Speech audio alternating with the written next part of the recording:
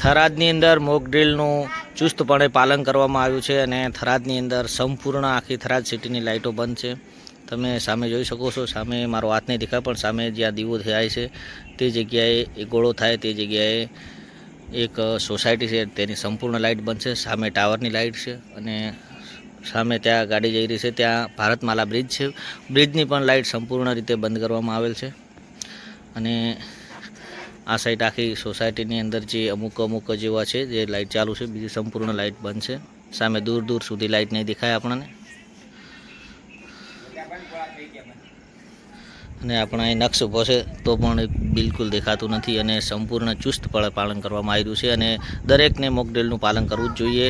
કારણ કે અને સેલ્ફ ડિફેન્સની પણ તૈયારીમાં રહેવું અને સેલ્ફ ડિફેન્સ કેવી રીતના કરવું, શું કરવું એની માટે પણ ટ્રેનિંગ કરવી અને બાળકોને પણ એના વિશે સમજાવવું મહત્ત્વની વસ્તુ છે. આર્યા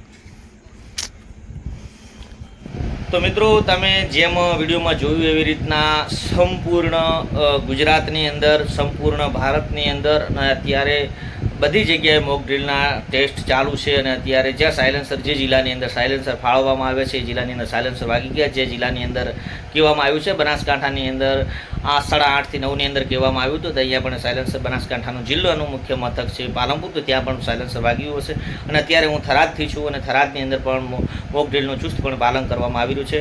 જે જગ્યાએ તમે જોઈ શકો છો કે સંપૂર્ણ રીતે લાઇટ બંધ હતી, કોઈ પણ લાઇટ ચાલુ નથી અને જે પણ જે થાય છે તે આપણા માટે થાય છે અને આનું ચુસ્તપણે પાલન કરવું જોઈએ. અમુક એવા માણસો હશે એવું કહેતા હોય આમ છે ને તેમ છે, પણ એમને પણ સમજાવવા અને ચુસ્તપણે પાલન કરવું, બાળકોને પણ સમજાવવા. મેં પણ મારા 5 વર્ષના દીકરાને સમજાવ્યું. એણે કીધું કે પપ્પા કેમ લાઇટો ઘરમાં બંધ કરી નાખી, કેમ બારે લાઇટો નહીં બંધ છે અને કમ્પ્લીટ અંધારું કરી નાખ્યું. તો પણ મેં એને પણ સમજાવ્યું કે બેટા આવી રીતના છે, આવું છે, આમ તેમ છે. તો એ પણ શાંતિથી સમજી ગયો અને કીધું કે હા પપ્પા, તો આપણે લાઇટો બંધ રાખીશું. અને તમે પણ એનું પાલન કરો. જે કેન્દ્ર સરકાર, જે સરકાર છે, ગુજરાત સરકાર છે, કેન્દ્ર સરકાર છે, જે કહે છે એ માનવ હિત માટે, દેશ હિત માટે અને આપણા માટે કહી રહી છે. તો મિત્રો, આનું સંપૂર્ણ રીતે પાલન કરવું એ આપણો અધિકાર છે.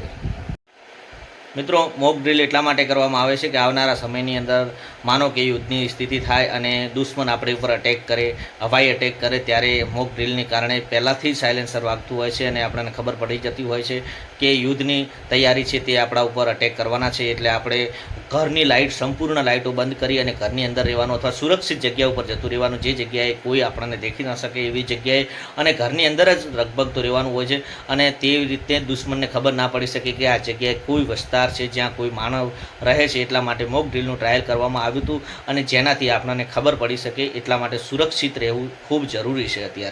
અત્યારનો તણાવ તમે જોઈ શકો છો અને અત્યારે જે સિંદૂર ઓપરેશન આપણું સક્સેસ રહ્યું, એવી રીતના જ માનનીય શ્રી નરેન્દ્ર મોદી સાહેબ આ દરેક દેશવાસીઓ માટે, દેશ હિત માટે કામ કરી રહ્યા છે.